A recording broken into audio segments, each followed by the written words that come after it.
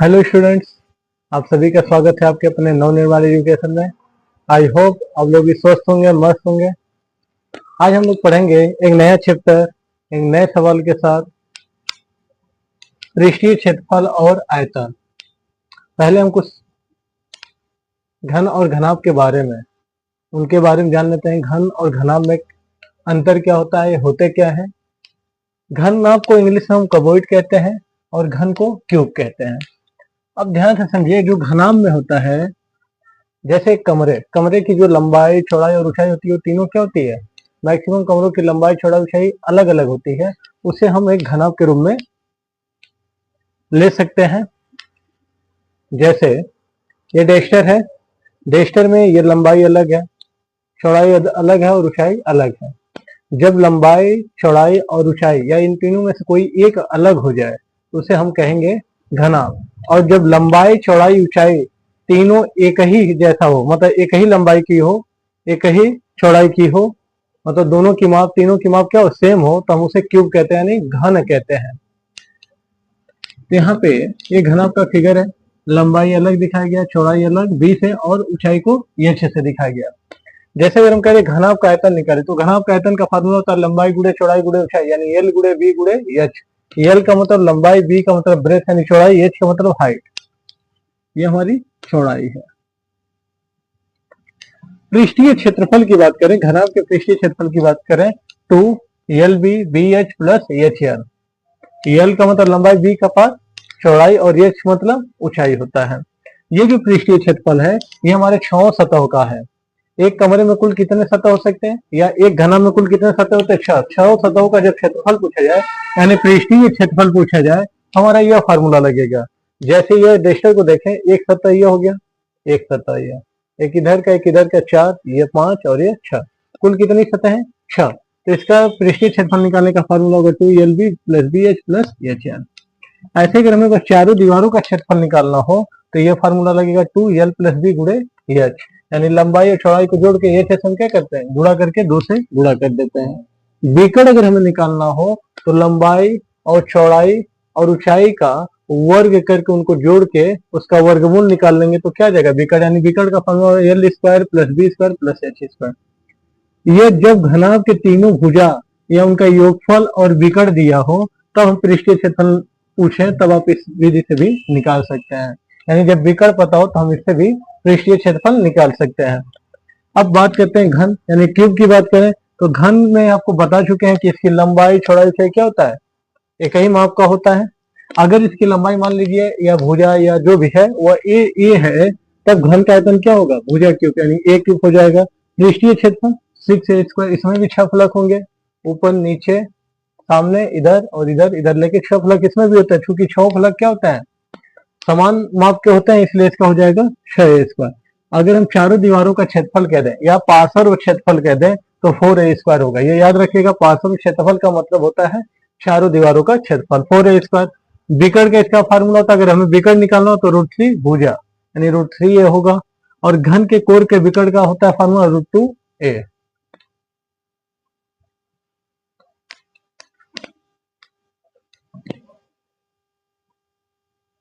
अगला देखते हैं लंबवृत्तीय बेलन। लंबवृत्तीय बेलन, बेलन 2 प्रकार के होते हैं, एक खोखला बेलन और एक बेलन। खोखला बेलन तब लगाएंगे जब हम उसकी मोटाई दिया हो, जब हमें मोटाई दिया रहता है, यानी बाहर वाले कोर की कुछ मोटाई दिया हो जिसे हम नगण्य नहीं मान सकते, तब तो हम खोखले बेलन का लगाएंगे। या तो हमें बाहरी त्रिज्या या आंतरिक त्रिज्या दे के मोटाई दे, तब खोखले बेलन के बारे मतलब फार्मूले लगते हैं।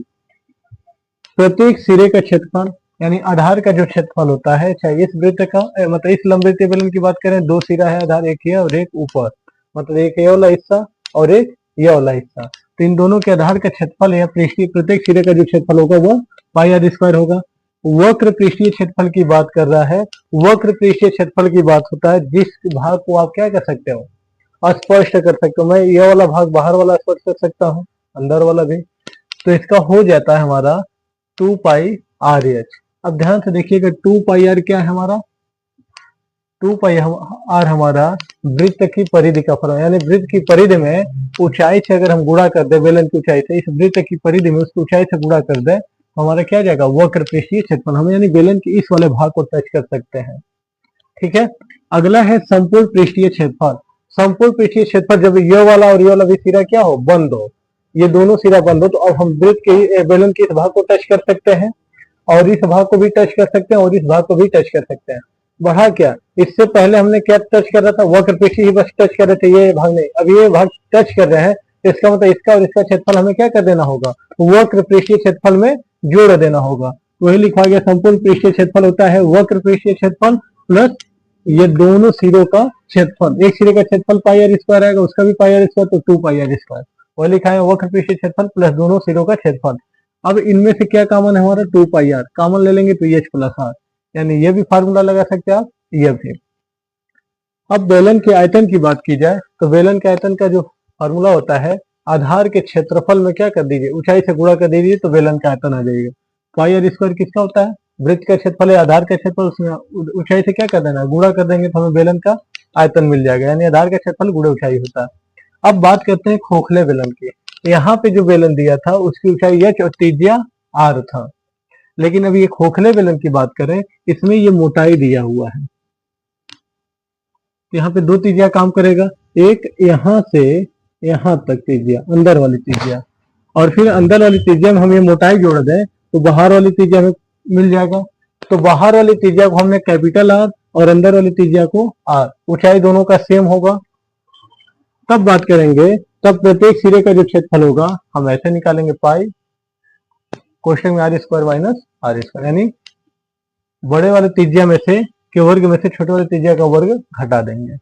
खोखले बेलन का वक्र पृष्ठीय क्षेत्रफल की बात करें तो ये होगा 2 पाई एच आर प्लस आर, यानी बाहर के पृष्ठ का क्षेत्रफल और अंदर के पृष्ठ का क्षेत्रफल, मतलब बाहर वाला यह स्पर्श कर सकते हैं और अंदर का यह भाग, तो दोनों के वक्र पृष्ठीय क्षेत्रफल को हमने क्या किया, जोड़ दिया है। खोखले बेलन का संपूर्ण पृष्ठीय क्षेत्रफल की बात करें तो 2 पाई, एक क्वेश्चन में आर प्लस आर और एक क्वेश्चन में R plus H minus R होता है। खोखले बेलन के आयतन की बात किया जाए तो पाई आर स्क्वायर माइनस इस छोटा आर स्क्वायर मतलब छोटी त्रिज्या इंटू एच, यानी इसी में क्या कर दिया गया, ऊंचाई से गुणा कर दिया गया है, हमें खोखले बेलन का आयतन मिल जाएगा।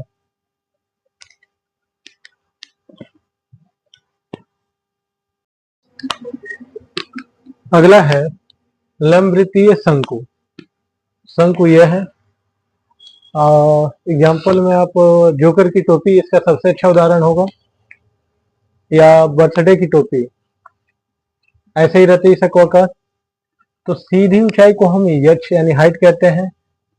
इसके केंद्र से यानी नीचे वाला पार्ट क्या होता है, वृत्ताकार होता है, उसके सेंटर से और उस कोने मतलब एक हिस्से को दूरी को त्रिज्या कहेंगे।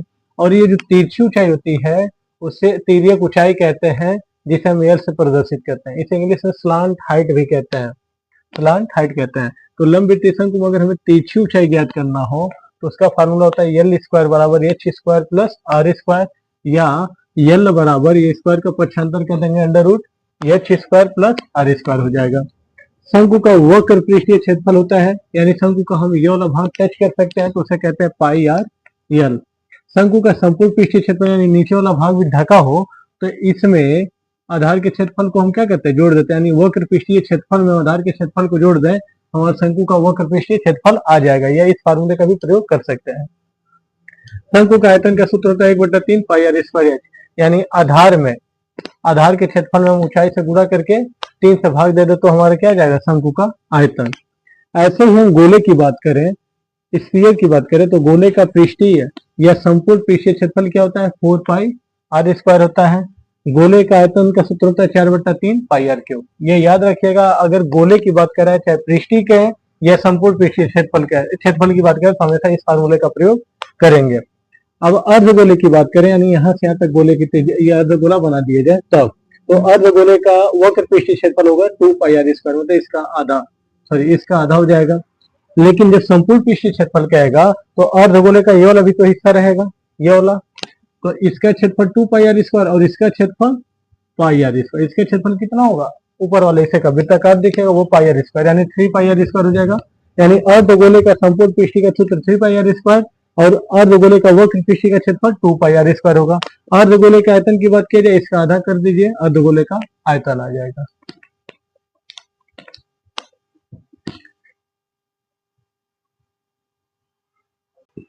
अब हम लोग देखते हैं अपने प्रश्नावली का पहला क्वेश्चन। कह रहा दो घनों जिनमें से प्रत्येक का आयतन 64 सेमी क्यूब है के संलग्न फलकों को मिलाकर एक ठोस बनाया जाता है। इससे प्राप्त घन का पृष्ठीय क्षेत्रफल ज्ञात कीजिए। कह रहा दो घन है, यानी उनका प्रत्येक का आयतन दिया है। दोनों घन समान लंबाई के होंगे। लिखेंगे दोनों घनों या प्रत्येक घन का आयतन लिख देते हैं। प्रत्येक घन का आयतन, प्रत्येक घन का जो आयतन है वो हमारा कितना है, 64 सेंटीमीटर क्यूब। हमें इनका क्या निकालना है, जब उन घनों को एक साथ जोड़ा जा रहा है पहले तो संलग्न आकृति जो उसका क्या निकालना है, पृष्ठीय क्षेत्रफल। तो सबसे पहले जो दिया वो लिख लिया। अब घन के आयतन का सूत्र क्या होता है, ए क्यूब, यानी ए क्यूब बराबर ही क्या दिया, 64। क्यूब का पक्षांतर कर देंगे तो ये किस में हो जाएगा, घनमूल में हो जाएगा 64।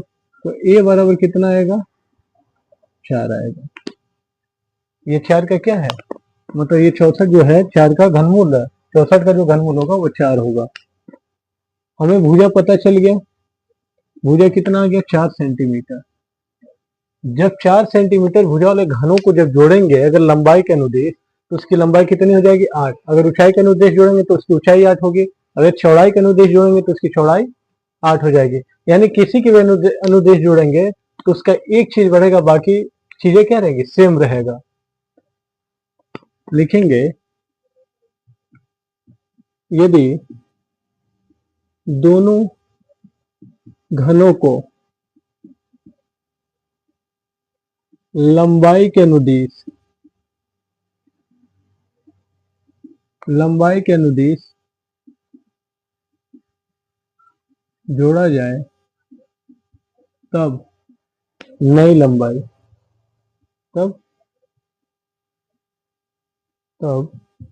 प्राप्त घनाभ की लंबाई,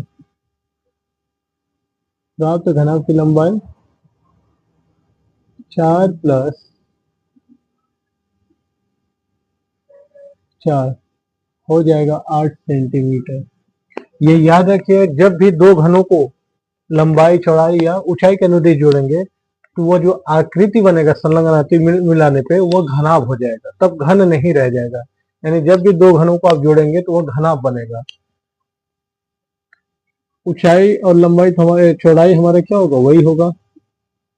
चौड़ाई तो हमारा 4 ही रहेगा और ऊंचाई भी क्या रहेगा, 4 ही रहेगा। अब कह रहे हैं जो आकृति मतलब घेरने, मान लीजिए एक घन था, एक और घन जोड़ दिए तो इसकी लंबाई बढ़ेगा, जबकि ऊंचाई और चौड़ाई क्या रहेगा, सेम रहेगा। तब कह रहा प्राप्त घनाभ का क्या निकालिए, घन मतलब घनाभ का पृष्ठीय क्षेत्रफल निकालिए।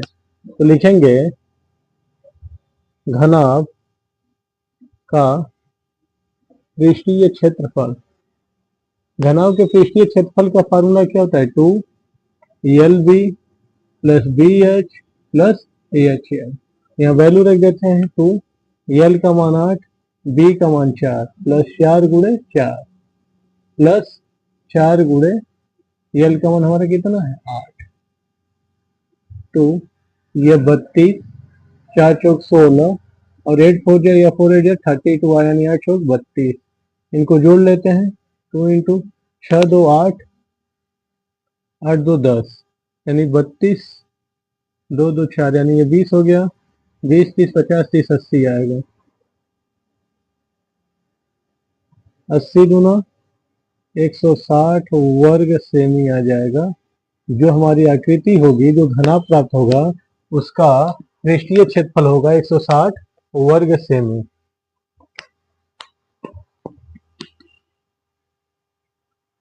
अगला क्वेश्चन है हमारा, कह रहा कोई बर्तन एक खोखले अर्धगोले के आकार का है जिसके ऊपर एक खोखला बेलन अध्यारोपित है।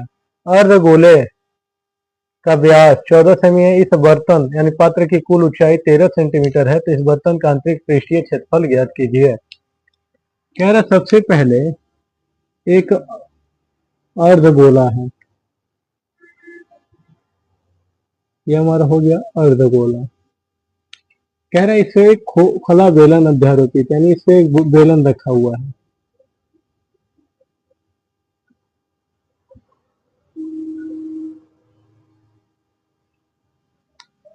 ये हमें दिया हुआ है। कह रहा है बर्तन की कुल ऊंचाई 13 सेंटीमीटर है। यहां से यहां तक की ऊंचाई बर्तन का जो दिया है वो 30 सेंटीमीटर दे दिया है, और ये व्यास जो है इसका वो कितना है 40 सेंटीमीटर, यानी 14 सेंटीमीटर है। व्यास कितना हमारा 14 सेंटीमीटर है। तो ये याद रखिएगा, अगर व्यास 14 सेंटीमीटर है तो त्रिज्या कितना होगा 7, क्योंकि ये जो व्यास है मतलब ये अध्यारोपित है एक दूसरे पे, तो दोनों का व्यास या दोनों की त्रिज्या क्या होगा सेम होगा। तो अगर ये यहाँ से यहाँ तक है तो यहाँ से यहाँ तक की अगर इसकी ऊंचाई की बात किया जाए तो इसकी ऊंचाई इसकी त्रिज्या के बराबर ही होती है अर्धगोले का, यानी 7 सेमी। यानी यहाँ से यहाँ तक की अगर हम ऊंचाई निकालना हो तो 13 में से 7 घटा दे तो कितना आ जाएगा 6 सेंटीमीटर आ जाएगा। यानी जो दिया पहले वो लिख लेते हैं। दिया है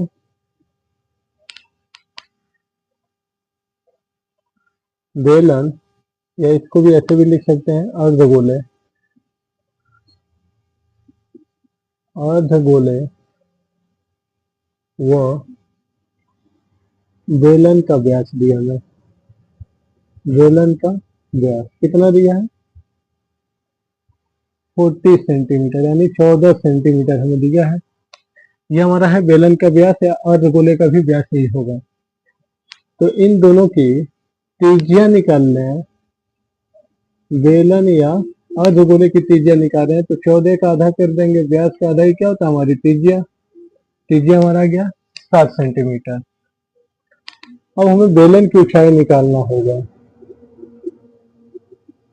बेलन की ऊंचाई हम क्या करेंगे, संपूर्ण ऊंचाई में से यानी 13 में से ये यहाँ से यहाँ तक की त्रिज्या क्या कर दे घटा दें। अर्धगोले की जो ऊंचाई होती है उसकी त्रिज्या के बराबर होती है, तो वो घटा देते हैं। घटाएंगे तो कितना आ जाएगा 13 में 7 ये 6 सेंटीमीटर, यानी जो बेलन की ऊंचाई हमारा यच है वो कितना आ गया 6 सेंटीमीटर आ गया।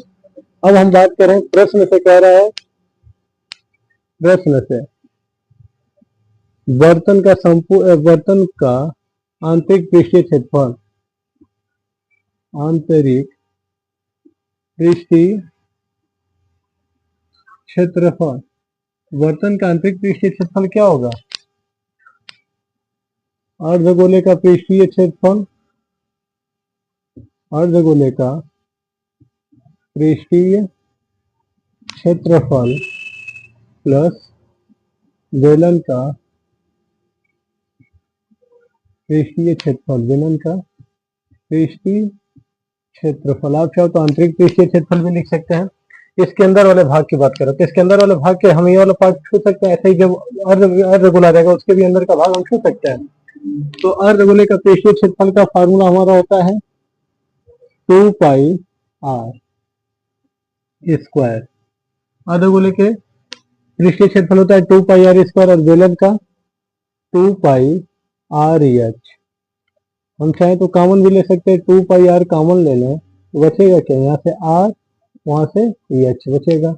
अब वैल्यू रख देते हैं 2 पाई का मान, जब तक हमें 3 दोनों एक 4 ना के हमेशा क्या रखेंगे 22/7।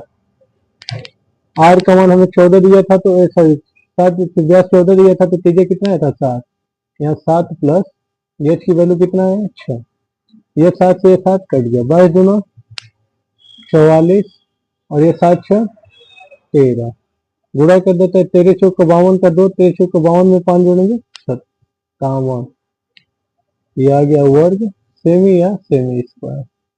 यानी जो बेलन का आंतरिक पृष्ठीय क्षेत्रफल होगा वो हमारा 572 वर्ग सेमी होगा। पूरे सवाल को एक बार अच्छे देखते हैं। हमें अर्धगोले या चूंकि ये एक दूसरे पे क्या अध्यारोपित है, जब भी एक दूसरे पे अध्यारोपित होंगे तो जो एक पात्र या जो एक बर्तन का हमारा जो व्यास होगा वही दूसरे भी पात्र का क्या होगा व्यास होगा या त्रिज्या होगी। इन दोनों का व्यास कितना है 14 सेमी, यानी त्रिज्या कितना आ जाएगा 7 सेमी। तो बेलन की ऊंचाई पूछ रहा, पहले हम बेलन की ऊंचाई निकाले, संपूर्ण ऊंचाई कितना है 13, तेरे में से हमारा इतना ही ना बेलन है, यानी ये वाला अर्धगोले की जो ऊंचाई यानी उसकी त्रिज्या घटा दे तो बेलन की ऊंचाई हमें मिल जाएगा। तो घटा दिए तो बेलन की ऊंचाई मिल गया। अब हमें पूरे बर्तन का आंतरिक पृष्ठीय क्षेत्रफल मतलब अंदर अंदर जो भाग टच कर सकते हैं उसका क्षेत्रफल बताना है। तो बर्तन का आंतरिक पृष्ठीय क्षेत्रफल क्या हो जाएगा, अर्धगोले का आंतरिक पृष्ठीय क्षेत्रफल या पृष्ठीय क्षेत्रफल प्लस बेलन का आंतरिक पृष्ठीय क्षेत्रफल या पृष्ठीय क्षेत्रफल। तो इसका होता है 2πr², बेलन का होता है 2πrh, दोनों में कॉमन ले लिए 2πr, तो हो गया r प्लस एच, वैल्यू रख देंगे, उसको सॉल्व कर देंगे तो हमारा आंसर आ जाएगा।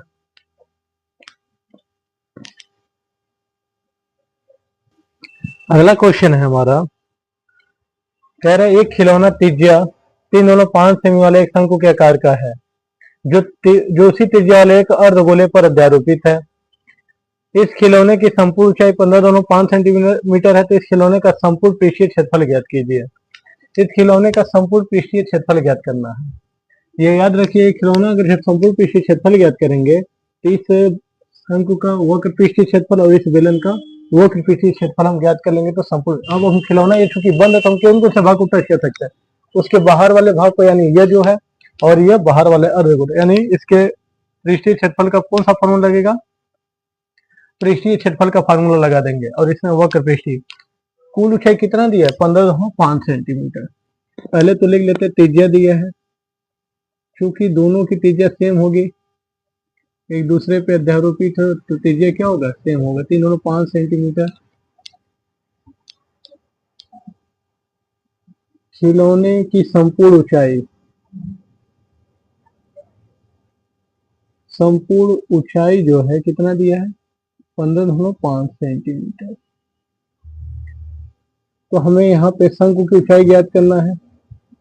तो शंकु की ऊंचाई जो होगा वो भी ऊंचाई कौन सा है, सीधी ऊंचाई जो होगा इस पूरे खिलौने में से यह अर्धगोले की क्या करे, ऊंचाई घटा दे। ऊंचाई मतलब उसकी त्रिज्या, यानी 15.5 में से ये 3.5 इसकी त्रिज्या घटा देते हैं तो शंकु की ऊंचाई कितना आ गया, 12.0 सेमी,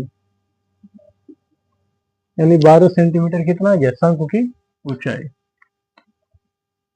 अब हम शंकु की त्रिज्या की ऊंचाई निकाल लेते हैं। शंकु की तिरछी ऊंचाई, तिरछी ऊंचाई यल बराबर होता है √h² प्लस r²। यहाँ पे हमारा h कितना है 12 और r का स्क्वायर है 3.5 का स्क्वायर। 12 का स्क्वायर 144 और 35 का स्क्वायर 25 दिन है 1225 होता है। यहाँ 2 के बाद हम लोग लगा देंगे, इसको जोड़ देंगे तो दोनों 2 5, ये 4 2 6, 4 1 5, 156.25। अगर हम इसे एक समय के लिए 15 या 625 माने तो ये 125 का क्या हो जाएगा, वर्गमूल हो जाएगा, लिख देंगे 125। और 2 अंक 1 अंक के बाद यहाँ 2 अंक के बाद वहां 1 अंक के बाद लगाएंगे तो ये कितना आ गया 12.5 सेंटीमीटर आ गया हमें शंकु की तिरछी ऊंचाई। अब हमें कह रहे हैं खिलौने का संपूर्ण पृष्ठीय क्षेत्रफल ज्ञात करना है। तो खिलौने का संपूर्ण पृष्ठीय क्षेत्रफल क्या हो जाएगा, शंकु का वक्र पृष्ठीय क्षेत्रफल, वक्र पृष्ठीय क्षेत्रफल प्लस गोले का पृष्ठीय क्षेत्रफल, गोले का पृष्ठीय क्षेत्रफल। शंकु का वक्र पृष्ठीय क्षेत्रफल होता है πr/n और गोले का वक्र पृष्ठीय क्षेत्रफल 2πr²।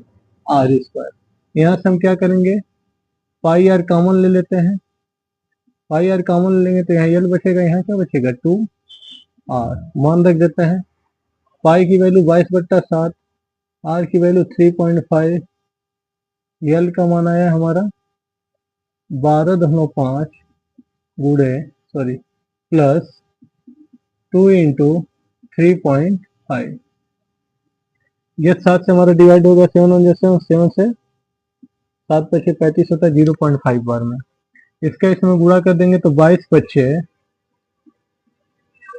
5 आ जाएगा यह 110 यानी 11 बचेगा, एक अंक के बाद दशमलव लगा देंगे और ये हो जाएगा 35 दूना 70 यानी 7 होगा, 7 को इसमें जोड़ेंगे तो 19.5 आ जाएगा, या एक बार और बढ़ जाता है स्टेप हम लोग 12.5 प्लस 7.0।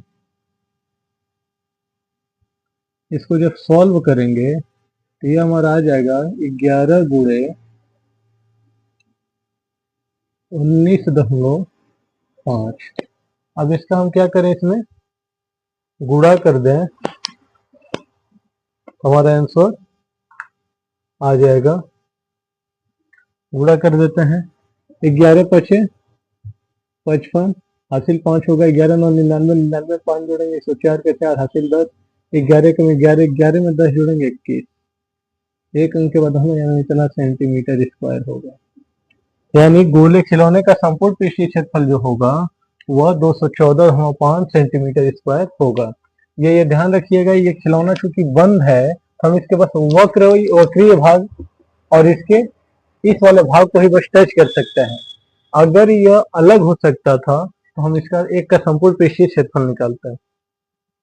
आज के लिए इतना ही, अगले जो भी सवाल हैं हम अगले सेशन में देखेंगे। तब तक अपना ध्यान रखिए, मस्त रहिए, स्वस्थ रहिए, टेक केयर, बाय बाय।